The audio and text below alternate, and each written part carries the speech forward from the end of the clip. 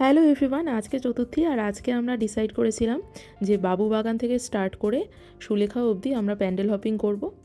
অনেকে একদিনে বেরিয়েই 10টা-15টা করে ঠাকুর দেখে, সেটা আমার পোষায় না। আমরা রোজ রাতে 12টার পরে বেরোই আর 4টে-5টা করে ঠাকুর দেখেই চলে আসি, আর সেটাই আমাদের পক্ষে সুইটেবল হয়।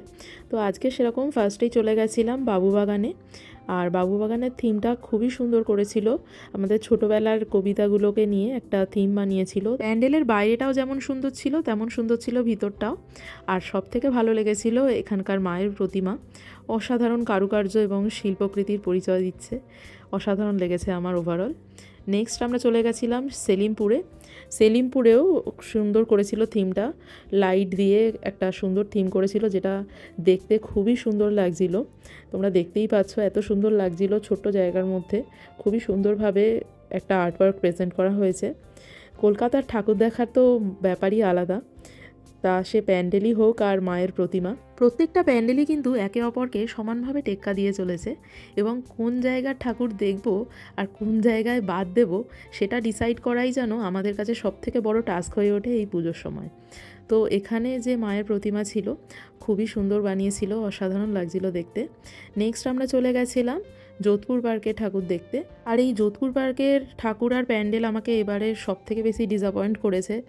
অনেক এক্সপেকটেশন নিয়ে গেছিলাম, কারণ যোধপুর পার্ক প্রত্যেক বছরই আমার ভালো লাগে, যে কবছর আমি দেখেছি অন্তত আমার প্রত্যেক বছরই এদের ঠাকুর প্যান্ডেল ভালো লাগে, কিন্তু এবছর আমার একদমই ভালো লাগেনি।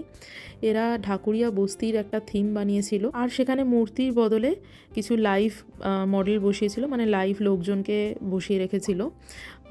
তো থিমটা জানি না কার ভালো লেগেছে, আমার তো একদমই ভালো লাগেনি, দেখতেও ভালো লাগছিল না, অন্ধকার অন্ধকার ছিল। মায়ের প্রতিমাটা ভালো হলেও প্যান্ডেলটা কিন্তু একদমই ভালো ছিল না। তবে নেক্সট চলে গেছিলাম আমরা 95 পল্লীর ঠাকুর দেখতে, আর এটা দেখে আমি খুবই খুশি হয়ে গেছি, অসাধারণ বানিয়েছিল, জাস্ট ওয়াও।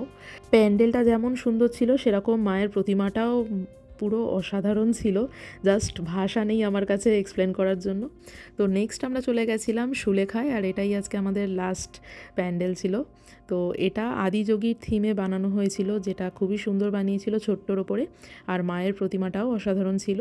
আর মায়ের মেন প্রতিমার পাশে আরেকটা ছোট্ট প্রতিমা ছিল, যেটাও খুব সুন্দর বানিয়েছিল। এত ছোট্টর মধ্যে এত সুন্দর কারুকার্য দেখে সত্যিই মন খুশি হয়ে গেল। তো আজকের মতো ভিডিওটা এই অবধি। সবাইকে শুভ চতুর্থী আরেকবার, আর দেখা হচ্ছে পরের ভিডিওতে। ভিডিওটা ভালো লাগলে লাইক করে দিও।